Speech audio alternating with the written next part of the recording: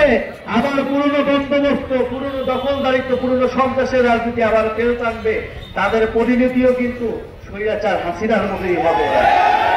বন্ধুগণ, আমরা আজকে নীলফামারীতে এসেছি, আমরা শহীদ রুবেলের রক্তের শপথ নিচ্ছি। আমরা সৈয়দপুরে গিয়েছি, আমরা শহীদ সাজ্জাদের কবর জিয়ারত করেছি। এই সকল শহীদরা আমাদের অনুপ্রেরণা।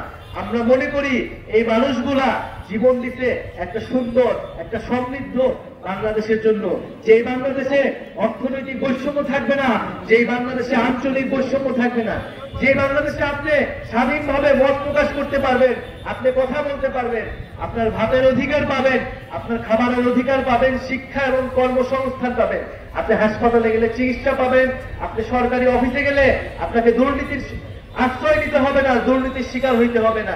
এরকম একটা বাংলাদেশের জন্য আমাদের ছেলেরা, মেয়েরা, আমাদের ভাই বোনেরা জীবন দিতে আমরা রাস্তায় নামছিলাম। প্রিয় বন্ধুগণ, যদি গণ অভ্যুত্থানের পরে আমাদের এই সকল দাবি পূরণ হয়ে যেত, তাহলে আমাদের রাজনৈতিক দল করা লাগতো না।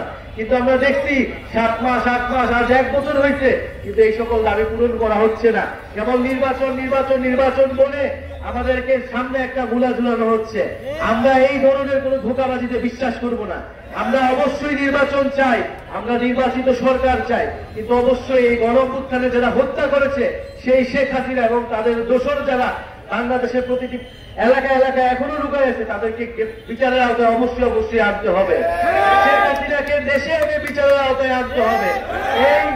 এই শেখ হাসিনার বিচার না হওয়া পর্যন্ত এই শহীদ রুবেলের বাবা আমাদের সকলের মনে যে দাউ দাউ করে আগুন জ্বলতেছে, সেই আগুন কোনোদিন নিভবে না।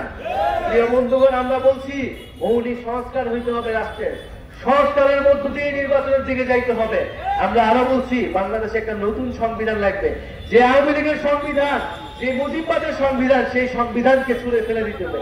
সেই সংবিধান আপনার আমার অধিকার রক্ষা করতে পারে নাই। সেই সংবিধান আমাদের যখন রাস্তায় মারা হয়েছে, আমাদের যখন গুম করা হয়েছে, আমাদের মানবাধিকার রক্ষা করতে পারে নাই। ফলে সেই সংবিধান, যে সংবিধান জনগণের সংবিধান নয়, সেই সংবিধান রাখার আর কোনো মানে হয় না। ফলে বন্ধুগণ, আমরা পুরো দেশব্যাপী দেশ গড়তে জুলাই পদযাত্রা কর্মসূচি হাতে নিয়েছি। আমরা প্রথমে উত্তরবঙ্গ এসেছি, রংপুর গিয়েছি, গাইবান্ধা গিয়েছি, আজকে নীলফামারী। কারণ আমরা মনে করি যে উত্তরবঙ্গ বৈষম্যের শিকার, এই উত্তরবঙ্গ থেকে আবু সাঈদ, শহীদ রুবেলরা দাঁড়িয়েছিল। ফলে উত্তরবঙ্গের প্রতি আমাদের আলাদা দায়বদ্ধতা আছে। সেই দায়বদ্ধতার জায়গা থেকে আমরা নীলফামারীতে আসছি। নীলফামারীর ইতিহাস অনেক সমৃদ্ধ, নীলফামারীর ইতিহাস লড়াইয়ের ইতিহাস। সেই নীল বিদ্রোহ থেকে আমরা নীলফামারীর কথা শুনি। বন্ধুগণ, এই গণ অভ্যুত্থানের মধ্য দিয়ে আমাদের নীলফামারী জেলায় আমাদের যারা বৈষম্য বিরোধী আন্দোলন করেছেন, আমাদের গণ অভ্যুত্থানে অংশগ্রহণ করেছেন, তারা আমাদেরকে সমর্থন দিবেন, সহযোগিতা করবেন। আমরা একটা নতুন দল করেছি, আপনাদেরকে কথা দিয়ে যাচ্ছি, আমরা খুব শীঘ্রই আপনাদের যে দাবিয়ে দেওয়া, আপনাদের যে আকাঙ্ক্ষা, আপনাদের যে প্রত্যাশা, তরুণদের একটা রাজনৈতিক দল থেকে সেই প্রত্যাশা আমরা খুব শীঘ্রই পূরণ করবো।